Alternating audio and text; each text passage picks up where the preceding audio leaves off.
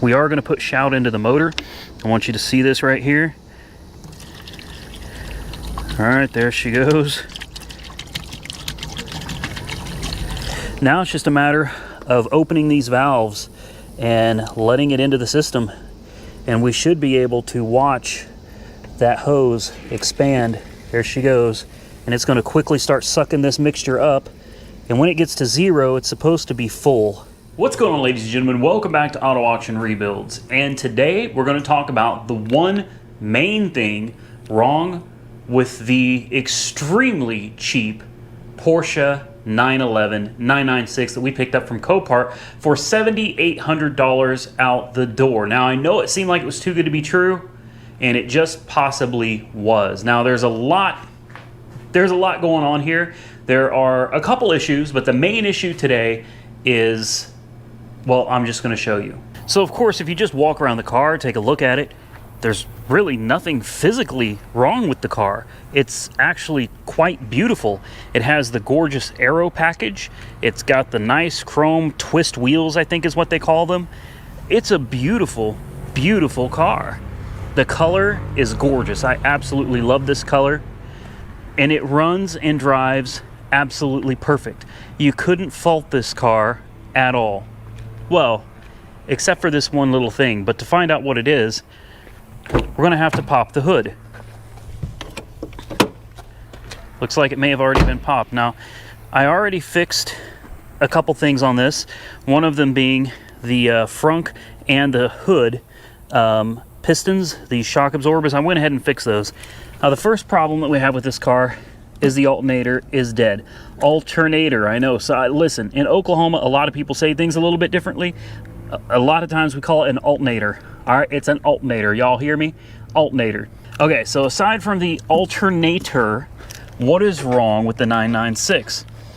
I'm going to show you something. First, I'll make sure there's no pressure on this because I did have it running just a moment ago. It looks like she's good. Have a look at this cap real quick and tell me what you see. What does that look like to you? It looks like oil. That's what it looks like to me. Okay, let's take off the oil cap, see if anything looks bad under here. No, everything looks fine with the oil cap. Now, I'm no expert on Porsches, but I'm pretty certain we're not supposed to have coolant and oil mixing together in the reservoir. Now, the oil looks perfectly fine. It's full. There's nothing wrong with the oil. So what I see here is oil mixing into the coolant, but coolant not mixing into the oil. Now, I don't know how well I can get you all in here. It's a real tight fit. In fact, I'm betting I probably can't get you any further than this. So that's about as good as I can do. I'm going to hold you guys there while I pop out this. I probably should have popped this cover out to begin with. I'm going to take this little intake tube out and I'm going to squeeze the upper radiator hose. I'm going to see if we can get some of that nice milky substance moving around so you can see it. I'm squeezing it. I just don't know if you can see it or not. I can stick my finger in here though and pull this out. And you see how thick this is?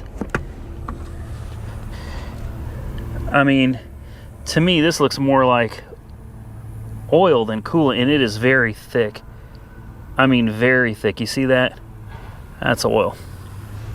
So we have a ton of oil in the coolant, and that is a massive problem. So changing the alternator in this car is actually a very simple process. I ordered a new one from Amazon. It was like 140 bucks. It's running extremely late. It was supposed to have been here 3 or 4 days ago. It hasn't shown up yet. It's very simple. You pop this oil fill tube up like this. There's a bolt here, a couple screws, mass airflow sensor, and this whole assembly just comes out. You push this out of your way. That gives you access to your belt tensioner and everything. You take the belt tensioner out, which is actually a bolt that runs through or that's the idler, I think. Maybe it's the tensioner. Maybe it's the idler. I don't remember. There's a bolt that runs through this pulley right here through the alternator. You simply take that out. You take the bolt on the bottom off. There's one on the back side and a plug, and the alternator literally just twists and pulls out. It's very simple to do. The alternator is the easy part. The coolant mixing with oil in the cooling system, however, that could become very complicated and very, very costly. So that's what we're going to talk about real quick. So luckily the title still had the last owner's name on it, and I was able to look him up on Facebook and ask him why this car was at Copart, why it was so cheap, you know, what did he know about it. And what he told me is he was a very nice guy, very kind. He loved this car. He has a lot of Porsches.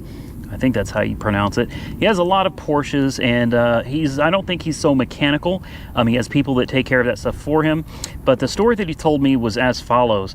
He took the Porsche to Bob Moore up in Edmond, where they did an oil change. Now, he did not drive this car very often at all. I mean, a few thousand miles a year. He's owned the car for over 10 years. And about 10 miles after an oil change, he said the engine blew up in this car. It ended up becoming a drawn-out battle with Bob Moore and his lawyers, but eventually Bob Moore settled to put a new engine in his car. So the car went into Bob Moore, wherever it was that they decided to put this motor. Most likely it was Bob Moore. They have a big service center there. They swapped out the engine. He said he drove the car about 1,000 miles. Now, like I said, this is a guy that would only drive this car maybe 3,000 or so miles in a year. So it took a while before he realized there was a problem. When the alternator went bad, he took it into a guy that he uses to do stuff like this, and the guy checked it, did a diagnosis, and was just basically going over the rest of the car for him when he noticed there was oil in the coolant. And this is, believe it or not, I have spent the last week or so doing a lot of research on this car, on the Boxster and the 911, and as it turns out, this is a very common issue. These Porsches are Sam Crack, sorry to tell you, buddy, but man, if you don't have problems with it yet, you're probably going to at some point down the road. This is a very common issue. The heads cracking is absolutely notorious, and a lot of people think it's only 99s that have this problem. No, it's 99 to 05, man. These things have a horrible, horrible problem with cracking the heads. It's just one of the many problems with it, along with the intermediate shaft bearings going bad and blowing up the engine. It's a car that if you're going to fix this, you should really just do it right. Send it off to, I think, LN Performance or something. They do all the work on this. They can fix these heads. They do the intermediate shaft bearings, the rear main C, all the notorious stuff that fails on these. But the thing is this is where things are confusing. His mechanic told him there's oil in the coolant and it's going to cost about $10,000 to fix. Now, I'm going to be honest with you. I've looked at this car, and retail value on this car is around 20 grand. I'm into it for about 8 right now. So if we put 10 grand into it and had the motor done and repaired, we'd be into it for 18 grand. That's not so bad. I mean, at least we're not taking a loss yet. But the issue that I'm faced with is I'm not convinced that this motor is bad. The problem is the guy that traded it into a dealership, and the dealership in turn sent it off to Copart. He does not really know all that much about the engines of these cars, so he doesn't know if the oil mixing with the coolant happened when the last engine blew up and Bob Moore put a motor in this and didn't bother flushing the system properly and left all of that contaminated oil or all that contaminated coolant in the cooling system. Obviously, they had to drain it, but draining and filling it, this car holds 6 gallons of coolant. So there was a ton of oil mixed into the heater core, both front radiators, all of the hoses. So just changing the engine out is not going to be sufficient to get this cooling system cleaned out. So this is kind of where I am totally blown away and stuck. I don't know what to do. This engine could be perfectly fine. There may be absolutely nothing wrong with the motor at all. This may just be residual oil that was left in the cooling system from Bob Moore changing the engine. Obviously, they weren't happy about replacing the motor. Maybe they just didn't care, and they just tossed an engine in here and sent it down the road, and now it's here. Alternatively, they could have put in a used engine that had an issue with a cracked head, or it could have cracked the head within 1,000 miles that the gentleman that owned this car had driven it since it was repaired. It's really just hard to say. What I do know is before we get too far in this, the first thing we need to do is drain this coolant oil mixture out of it. We got to get this out of the car. I'm going to flush it with a water hose. I know a lot of people are going to be blown away. I'm actually going to put tap water in this. I'm not wasting any money. Now, I've already contacted FCP Euro, And I've asked them if they would like to do a little collaborating, maybe do some sponsored content to help me out on the price of some of this stuff. But before I've even heard back from them yet, I've already purchased 3 gallons of genuine Porsche coolant for this.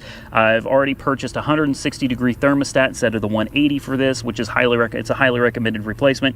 I've already gotten to the point where I'm buying parts. There's also a special bleeder that I'll show you right now.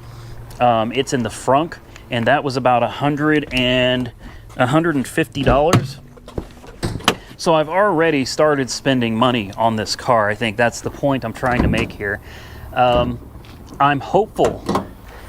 Well, see how fast that sucker came up with the new the new shocks?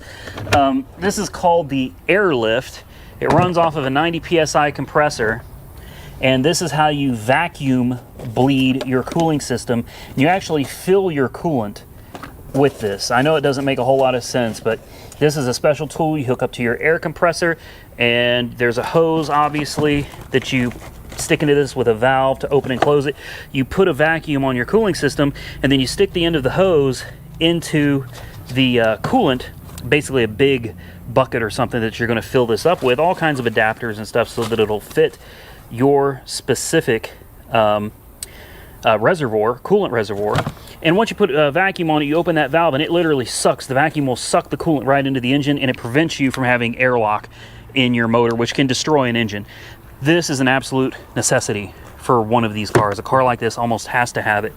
Next, it was another $130 for this piece, but you guys don't know what this is.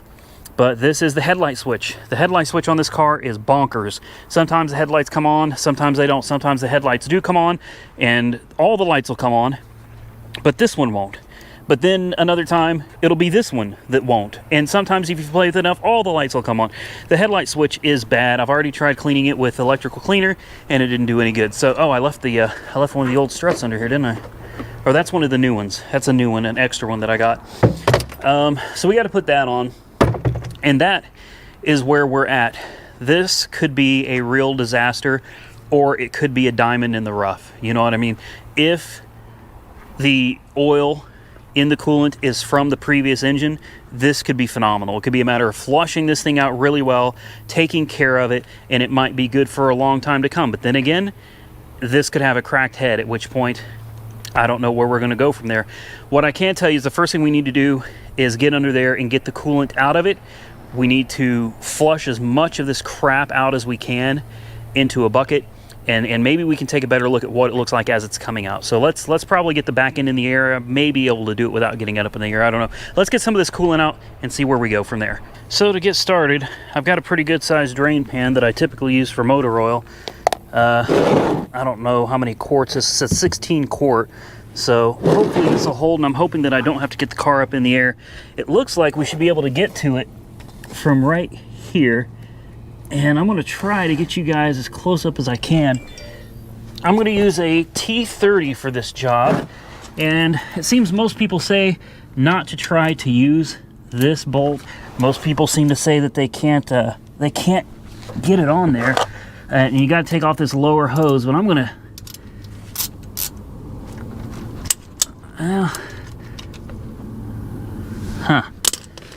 it's already starting to leak, so I'm gonna say that is a win, except that I can't get the drain pan under it. I gotta jack it up a little bit first. Slide this under here and let's see what comes out.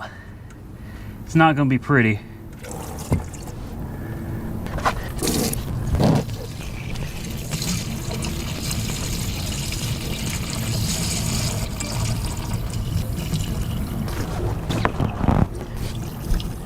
We're getting to a point now where we're starting to see oil coming out. I don't know how well you can see it, but there's definitely some real thick goo that it's occasionally pouring out of this thing. It's like the coolant stops for a minute and then the oil starts flowing. There it is again. So my goal right now is just to let this thing drain. There it is. Let's get as much of this out of here as we can. And then I'm going to fill it with water, and I'm just going to push water through this thing multiple times. I'll probably end up disconnecting this water hose, coolant hose right here. I think that'll make this a much faster job. But I'm gonna let it drain through here for a while. We'll push some water through it and we'll see what comes out here in just a moment. So this will give you a little better idea as to what is actually in the engine. Coolant. I accidentally spilt just a little bit on the ground. I'll go get a rag and clean this up, but you can see how much oil is mixed in with this. That's a lot. I took off the lower pipe and hose down there, and we're gonna get started pushing water through it. So round one, here's what we got into the pan, or the bucket. That's pretty gnarly, man. Pretty gnarly. She's pretty full. I want to dump it into this bucket, and we're just going to keep running a water hose through it, and we'll see what this looks like in the bucket once we're finished. All right, boys and girls, it has gotten dark on us, but we've got the compressor set at about 100 psi. We want this gauge, and I know this gauge is hard to see, we want this gauge to pull a vacuum all the way over from the red into the green, over here around 25. We want it to hold that for approximately 20 seconds according to the directions. So we're going to plug up the air compressor, we're going to open the valve, and we should see hoses collapsing, and as long as it can hold a vacuum for 20 seconds or so, there's no leaks in the system, and everything should be good to go. So let's plug this on, open that valve, and let's see what happens. All right, the compressor just kicked on. We've got it on. We're going to open this valve, and you should see that gauge moving. I know it's hard to see, maybe impossible to see, but she's moving. There's 5. She's up to 10. Quickly approaching 15. So far, so good. I can hear the cooling system gurgling. Oh, look at that. Look at the hose compressing. Look at it collapse. Oh, that is awesome. We're up to 20. We got 5 more to go. Man. You ever seen anything like that? Look how it just smashed that hose down, man. Totally collapsed it. That's kind of cool.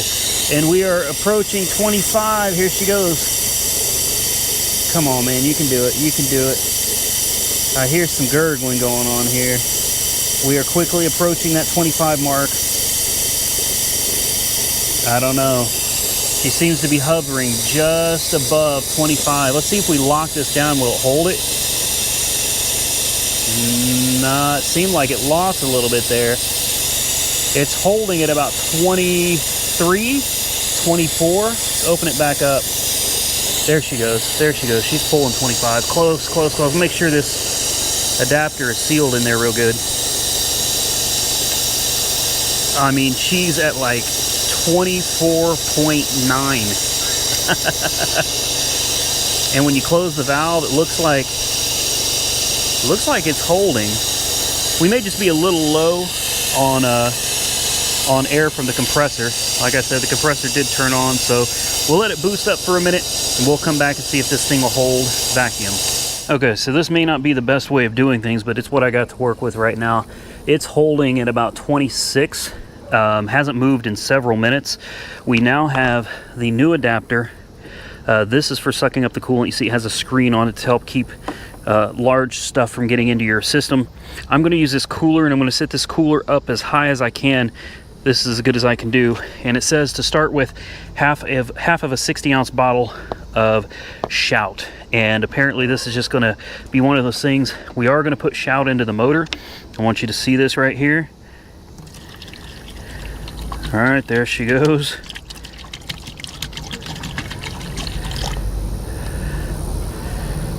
All right, that's about half of the bottle. Put that back down there. I'm going to put more water in this. And we're going to start filling this up, and we will suck this into the cooling system using the vacuum that's already on the engine. So give me just a minute to fill this up, and I'm going to show you guys exactly how we're going to do this. Okay, so here's the Shout mix. I'm going to take the tube, and you want to make sure the tube stays at the bottom and does not come up, because if it does, you're going to have a lot of problems. So I'm going to fill down here. Yeah, the tube is sitting at the bottom of the bucket. Hey, the engine's going to smell real good when we're done with it. Now it's just a matter of opening these valves and letting it into the system and we should be able to watch that hose expand. There she goes, and it's going to quickly start sucking this mixture up, and when it gets to 0, it's supposed to be full. So again, it started coming up. I'm going to hold it down with one hand here, and I'm going to open this back up.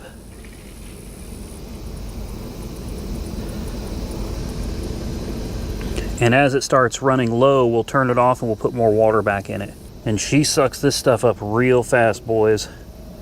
This is wild. I've never seen anything like this before. I'm going to turn this off again.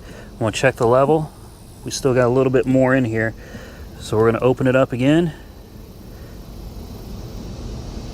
This has got to be the easiest way I have ever seen to fill a cooling system. Now that we're done, we're going to turn this knob counterclockwise, which will help release it from the coolant reservoir here, and we should be able to just slide it right out just like that. And have a look at this, boys. I don't know how well you can see in there, but she's full. I don't even have to fill it up. Look at this, right at the top. Nice soapy water. It's not full of oil this time. So we're going to put that cap on. We're going to run it for a while, and we'll have to come back in another video after I do this a few times and see if we have a cracked head on this. It's not going to be a head gasket on these 911s. Head gaskets never fail. It's going to be a cracked head, or it's going to be residual oil in the coolant from the last engine. Fingers are crossed. All right, ladies and gentlemen, that's going to wrap it up. I hope you enjoyed this episode over here at Auto Auction Rebuilds. It's something new. I know that a lot of you are not interested in the Porsche. You've made that loud and clear, but there are others that are, and I'm interested in learning how to work on this thing and learning about it because I don't know anything about it. I've never owned one before, and so far it's a bittersweet experience. Now, when the thing's out on the road driving, it is an absolute blast. I've never driven a car that handles the way this car does. I mean, it is. I've driven a Miata. I've driven several Miatas, in fact, and I've never driven a car that was this nimble, that was just this responsive and this much in control. I mean, this thing owns the road. I love driving it. Unfortunately, we have a puddle of laundry detergent water pouring out from underneath the center pan of the car. So I don't know what runs up under there. I'm sure it's going to be like a heater hose or something running to the heater core, possibly the heater core itself. I don't know. All I know is that there is definitely something leaking pretty badly out from under there. So we're just going to have to save that for another day. I took it out. I ripped on it a little bit. Man, I was having fun. You've got to get it up to operating temperature. That's the thing. It's got to hit like 180, 185 degrees to really start cleaning the gunk out of the cooling system. Well, as we're cleaning gunk out of the cooling system, it looks like something popped. So we're gonna have to figure out what that is in another episode. I'm gonna keep running this stuff through here. I'm gonna do my best to bring this car back to life and find out if it has a head gasket problem. Sorry, not a head gasket. These things never pop head gaskets. If it has a cracked head, or if this was just residual leftover. You comment below and tell me what you think. Some of you are probably experts at these cars and you've seen this a million times, but this is kind of a rare situation where the gentleman told me it was blown up by the dealership. The dealership replaced the engine, and then within 1,000 miles later, there's oil in the water. Well, like I said earlier, this could be just residual oil left over from the previous engine, and if so, it could be a win. It could. Alternatively, they could have replaced it with a bad motor.